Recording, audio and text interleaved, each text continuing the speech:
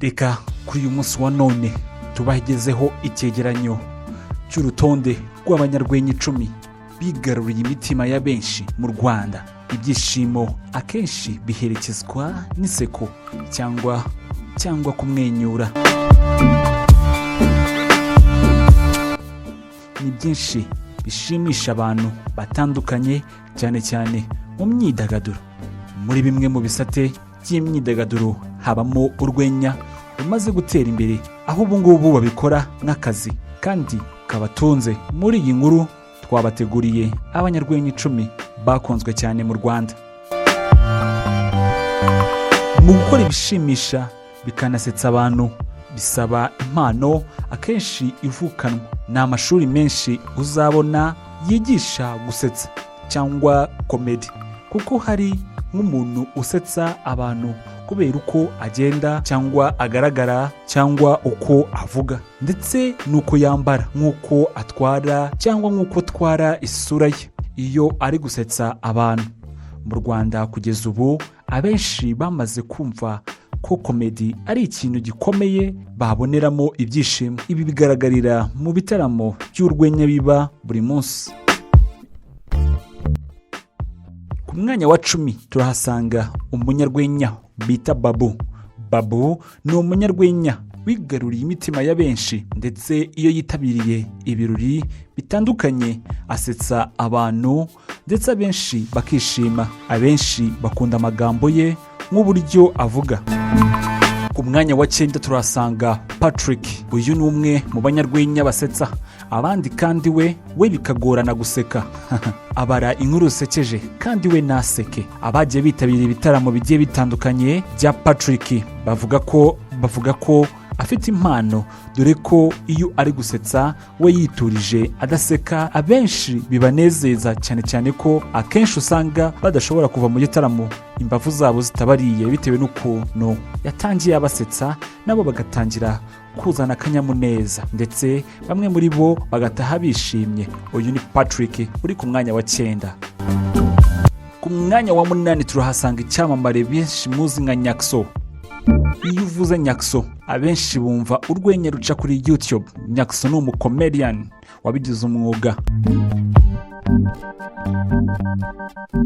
Abareba filimi z'urwenya, uyu musore ukina muri komedi, aba yumvise filimi baraseka imbavu zabo zikabarya, bitewe n'uburyo aba yitwara mu gihe ari gukina iyi filimi, ndetse n'amagambo abakoresha mu gihe arimo aravuga. Akenshi bamwe barabiseka, ariko abandi bagaseka ariko bavanamo n'inyigisho, kuko akenshi ibyo Nyakso akina haba harimo n'inyigisho zo mu buzima busanzwe, ariko harimo no gusetsa abarimo barakurikirana filimi zigiye zitandukanye Nyakso ashyira kuri YouTube. Ku mwanya wa 7 turahasanga ubita Ndimbati, umunyarwenya akaba n'umukinnyi wa filimi mu Rwanda. Amazina y'inyakuri yitwa Wihoreye Mustafa. Uzwi nka Ndimbati amaze kugarurira imitima ya benshi mu rwenya, arasetsa abantu bakishima. Abenshi mu bakurikira filimi za Ndimbati, abenshi bajya bamenyera mu gafilimi yakiniye kitwa Papa Sava gaca ku rubuga rwa YouTube.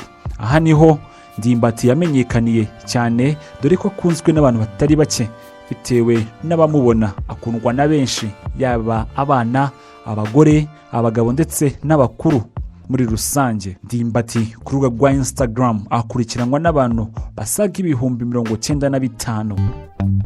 Ku mwanya wa 6 turahasanga Bishop Gafaranga. Habiyaremye Zashal wamenyekanye nka Bishop Gafaranga, nawe ari kwigarurira imitima ya benshi mu gutera urwenya.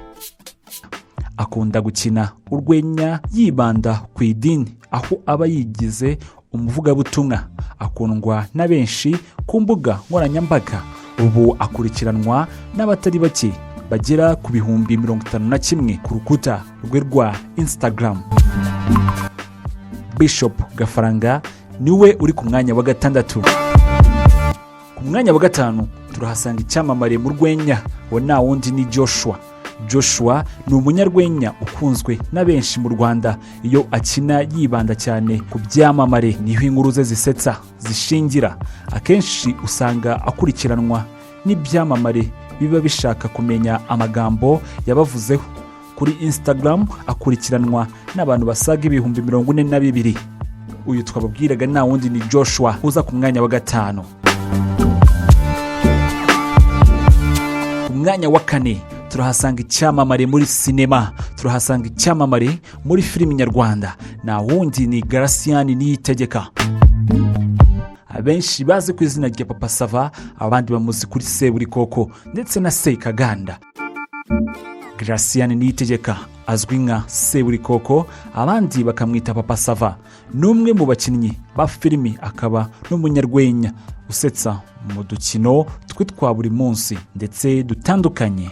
Abareba filimi ya Papa Sava cyangwa Seburikoko bagenda bakururwa n'uyu mugabo kubera uburyo abasetsamo, ndetse bamwe muri bo bakasiga imbavu zababaye.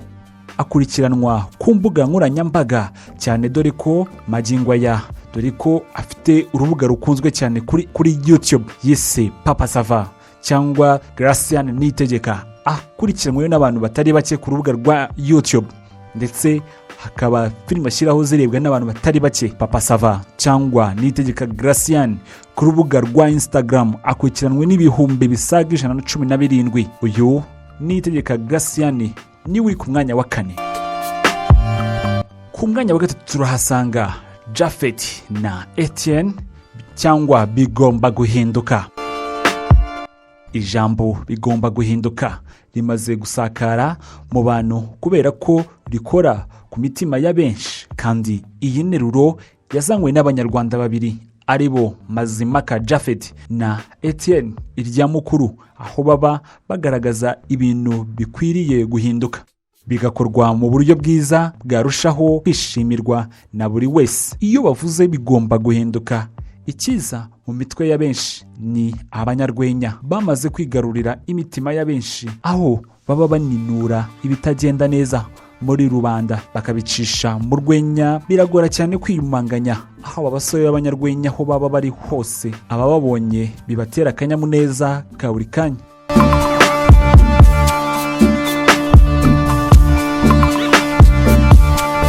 Mu gihe nyamara bamaze igihe gitoya mu mwuga wo gusetsa abantu, Japhet kurikiranwa n'abantu basaga 36,000 kuri Instagram, naho Etienne akagira abasaga 80,000. Bigomba guhinduka Japhet na Etienne nibo tubabwira bari ku mwanya wa 3.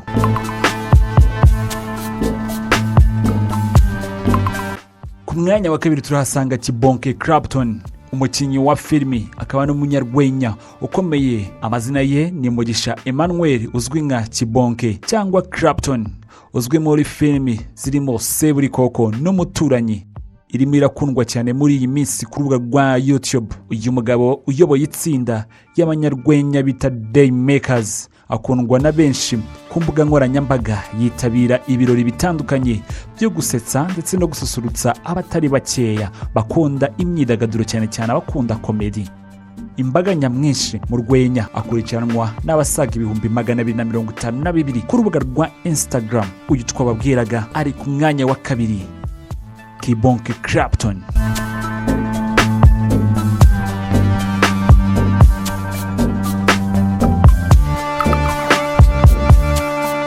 Icyamamare akaza ku isonga nta wundi ni Nkusi Arthur. Ni umunyarwenya, ni umunyarwanda wujuje imyaka 30 y'amavuko. Mu ngingo aya akaba afatwa nk'umuntu wigaruriye imitima ya benshi mu Rwanda mu gutera urwenya. Abitabiriye ibirori yatumiwemo baraseka cyane, bamwe bagasuka amarira kubera ibyishimo. Ni umunyarwenya ubivanga n'akazi k'itangazamakuru, akaba abarizwa ku radio yitwa Kiss FM, radio ikunzwe cyane hano mu Rwanda. Niwe washinze kompanyi yitwa Other Nation